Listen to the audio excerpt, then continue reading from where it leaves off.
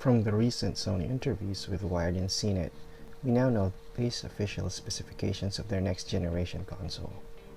An 8-core CPU using AMD's latest Zen 2 CPU architecture, a custom GPU that's using AMD's recently revealed Navi, ray tracing support, custom 3D audio unit, 4K resolution and 120Hz support, 8K resolution, backwards compatibility with the PS4 and PSVR, and an SSD that's quote-unquote a little more specialized.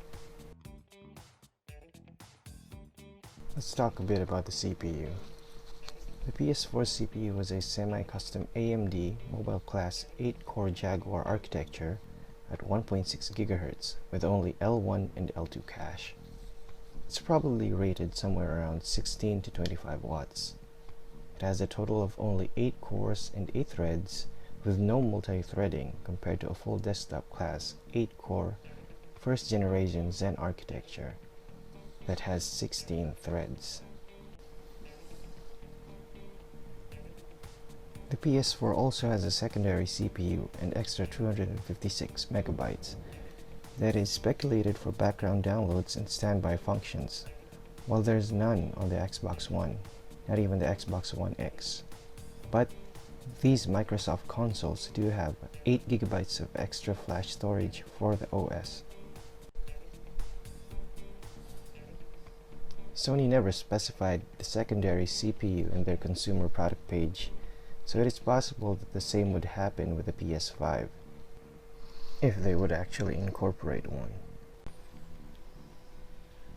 AMD have separate classes of Ryzen CPUs. There's the desktop class and the mobile class, where the latter have roughly half the total cache compared to the desktop, and usually have lower base clock speeds. When I say mobile, these are usually the ones found on laptops or embedded solutions. So what kind of 8-core CPU are we getting for the PS5? Is it going to be like the full-blown desktop Ryzen 7 3700X with 8 cores, 16 threads, and large amounts of cache? How about something like 2 desktop Ryzen 3s slapped together that don't have multi-threading with 8 cores and only 8 threads? And we're only getting mobile Ryzen with roughly half the total cache. Are we getting the one with multi-threading or one without? What we do know is that having a total of 16 threads would definitely look great on the spec sheet, especially for non-techies. As for the exact clock speed, Sony has yet to give official numbers, but if I were to guess, marketing-based strategy would play a role on its decision, or it might not be the best idea to set it to just the same as the Xbox One X's 2.3 GHz, let alone the base PS4's 1.6 GHz.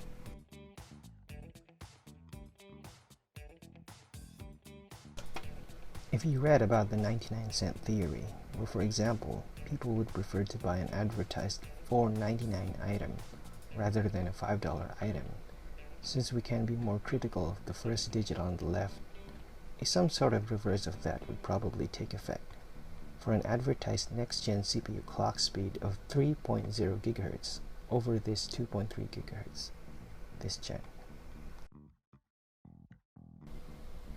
Yes, I do know that clock speeds aren't all equal, and that a 1.6 GHz Zen 2 on the PS5 would be faster compared to the same 1.6 GHz Jaguars found on the PS4.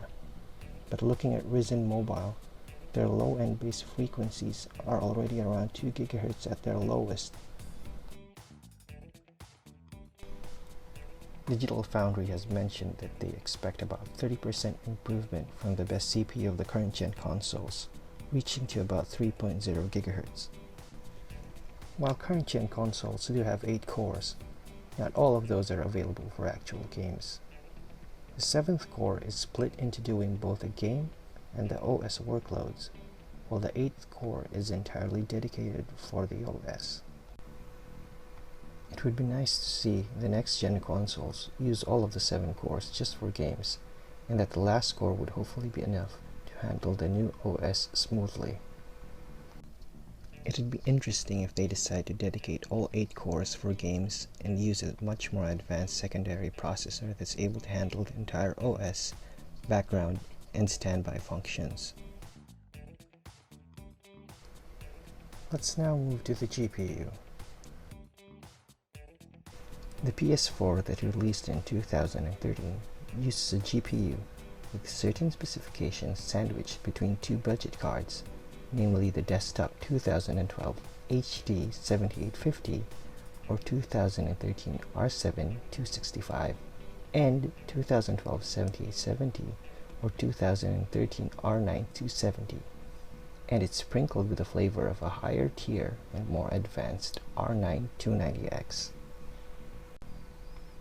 AMD and Sony managed to squeeze in a GPU that's anywhere between $150 and $180, with a feature found on a $550 GPU, with the estimated cost to Sony of only $100, and that's with a lower-end CPU, but has no memory as part of that $100 cost.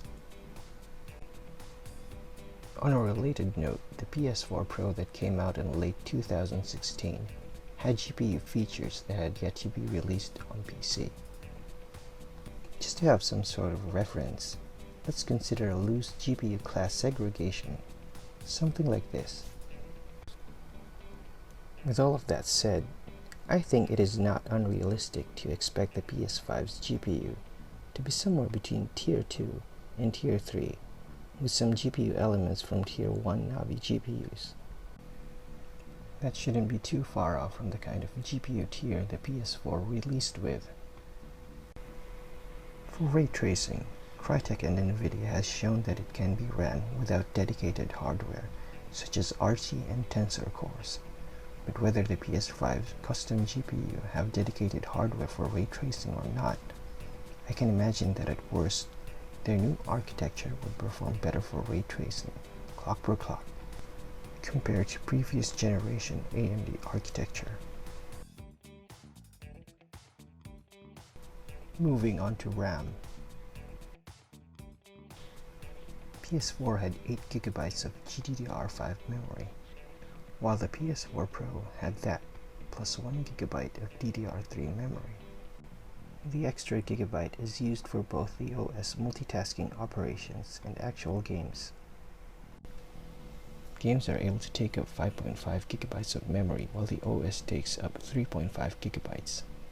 Games can take about a gigabyte from the OS when it needs to. Sony initially went with a unified memory for the base PS4 because it's one of the more requested features by developers. But with the PS4 Pro, they decided to do a mixed memory setup. If it's more cost effective, then we shouldn't be surprised if the PS5 will inherit the PS4 Pro's mixed memory approach, and maybe even some developer prefers this. There have been plenty of memory sales in the past several months where something like a 16GB DDR4 3000 MHz can be bought by regular customers for only $60. This was likely due to US and China's class action lawsuit and investigation on memory price fixing last year, and the recent overstock of memory from system builders due to Intel CPU shortages. On top of falling memory prices, Microsoft and Sony can get even bigger discounts through bulk purchases by the millions. In late 2018, with an order of 2,000 units of 16GB of GDDR6, they estimated to cost about $110. Discounts can go up to a maximum of 40% depending on the amount of orders. If this is a good estimation, then we can easily expect Sony hitting the maximum discount, lowering the 16GB GDDR6 to about $66. For reference, the memory cost estimate for the 2013 PS4's 8GB was at $88. While it's quite possible for Sony to easily get 16GB of GDDR6 and 8GB of DDR4, totaling to 24GB of memory, not too far off from the original cost of the $88 of the PS4's 8GB GDDR5 memory in 2013, memory prices can fluctuate and will definitely affect production costs and capacity targets for the next generation of consoles. I think that we'll get anywhere from 12 to 16 gigabytes for the main memory, HBM or GDDR, while 4 to 8 gigabytes for the OS memory using DDR. The console would probably total to at least 16 gigabytes because that's more than the Xbox One X, and it would also look good as doubled memory compared to the previous base models. And if that doesn't seem large enough, the new and fast storage might be able to alleviate some of its shortcomings. Maybe for some wacky setup, they'll do 32 gigabytes of DDR4 in a quad channel setup.